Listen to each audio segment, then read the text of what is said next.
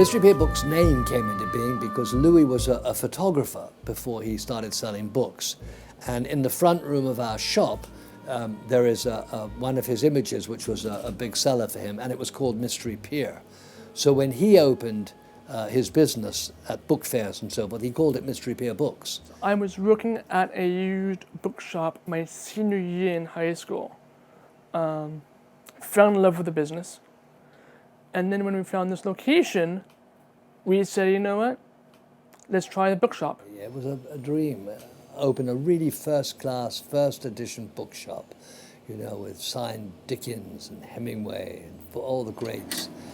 We have a number of, they go fairly quickly, a number of signed Hemingways. This is one of them. It's Natalie Frank, Good Wishes, Ernest Hemingway.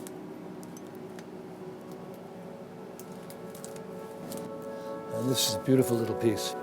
And this little slim volume is, which I will show you, is signed by D.H. Lawrence.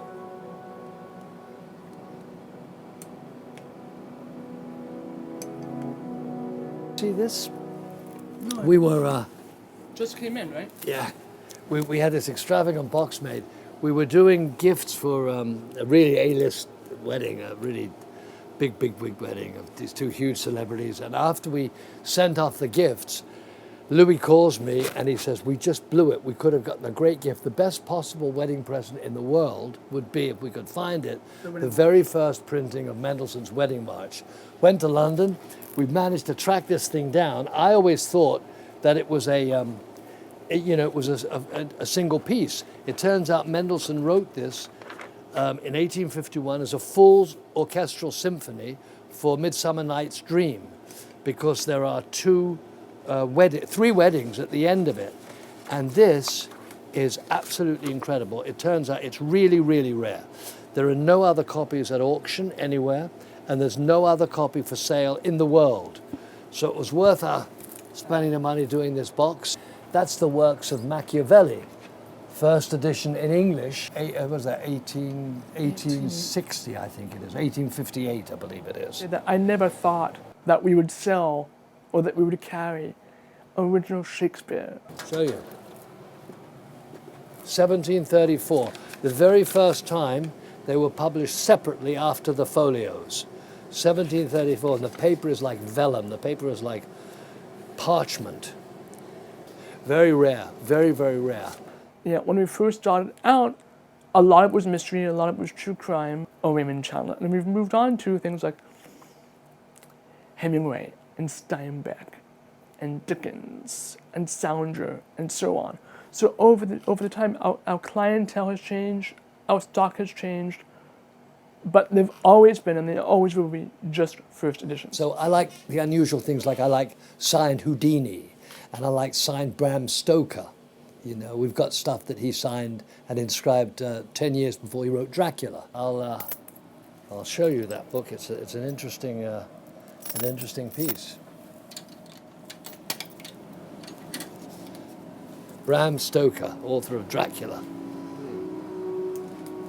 And then we have Houdini. This is signed and inscribed by Houdini. Princess Theatre, 1925. Compliments of the author, Harry Houdini. 2 minutes, going to disappear. I love literature, you know, but I'm more of a mystery and true crime kind of person. I love Dashiell Hammett. I love Raymond Chandler. I am a huge, huge Sherlock Holmes fan. The very, very first appearance of Sherlock Holmes. Strand magazine, very, very first appearance. Oh, we forgot to tell Colin Farrell about the Samuel Beckett. We started doing books into film, and I actually think that we sort of started that whole category, and it's taken off. We're in the right place. I mean, we're in Hollywood, you know, land of dreams. So we have a lot of celebrity clients, and they'll sign scripts for us. So a lot of tourists like this kind of thing, a lot of Hollywood memorabilia collectors. That's John Steinbeck's Academy Award nomination plaque for writing Viva Zapata. Our gratitude just grows and grows and grows. Not because of the financial things necessarily. I mean, a lot of these books are very, very expensive. They're worth it, but But that's not it. I mean, you never get rich in the book business because it costs money to buy the books. But what it does do is that there is such a sense of satisfaction in being able to sell a book to somebody who genuinely appreciates it, and to be able to hold something that's been inscribed by Queen Victoria or by Churchill or by all of these, you know, famous, illustrious figures from our history. And it's heaven. I mean, we're open 7 days a week. You can't keep us out of this place. Really, it's great. It's great.